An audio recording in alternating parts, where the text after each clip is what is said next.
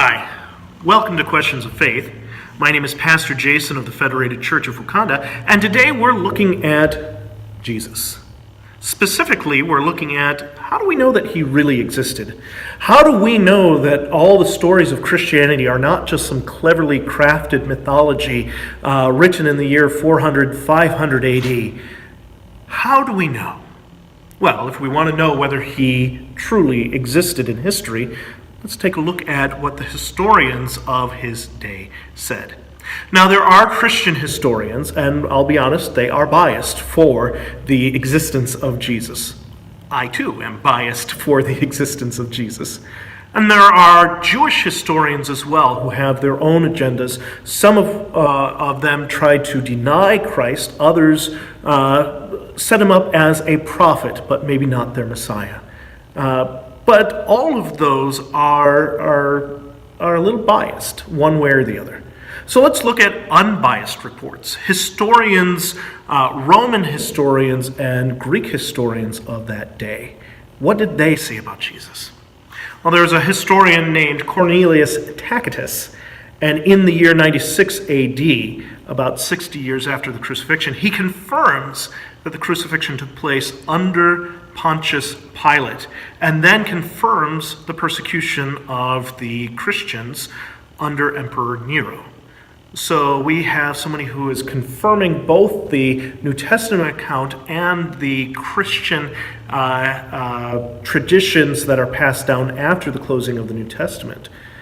We also have Lucian of Samosata, who wrote around the year 150 AD, who confirms both the crucifixion and the teachings of Jesus, what the early church believed about Jesus. They had no reason, no need to do this. They go on to say how ridiculous these claims are, but the claims are the New Testament claims of Christ. So even 120 years after the crucifixion, secular historians know what the early Christians believed.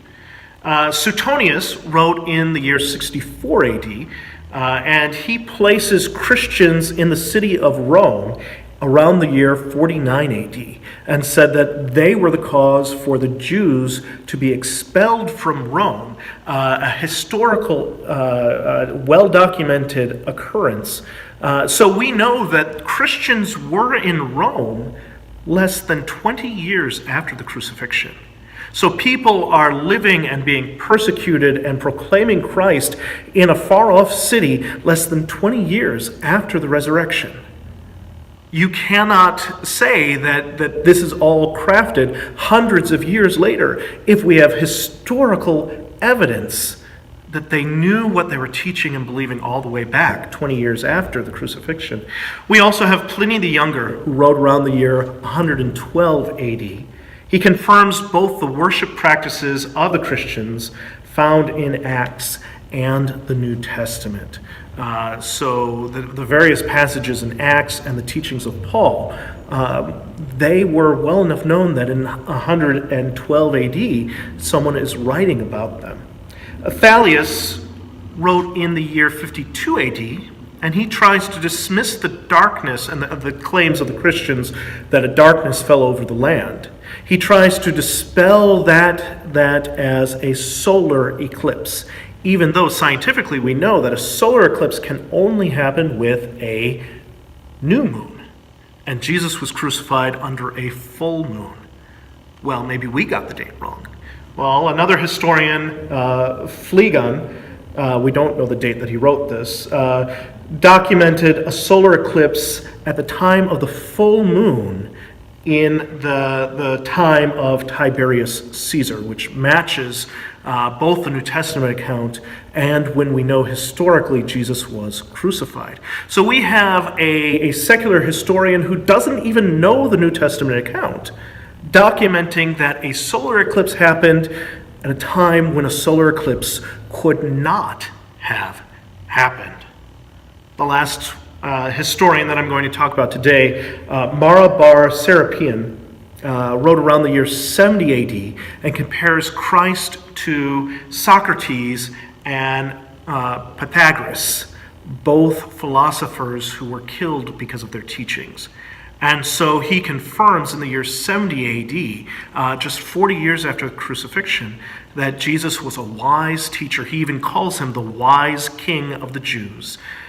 He's not Jewish, he's not Christian, and yet he is comparing Jesus of Nazareth, the wise king of the Jews, to other great teachers of ancient Greece.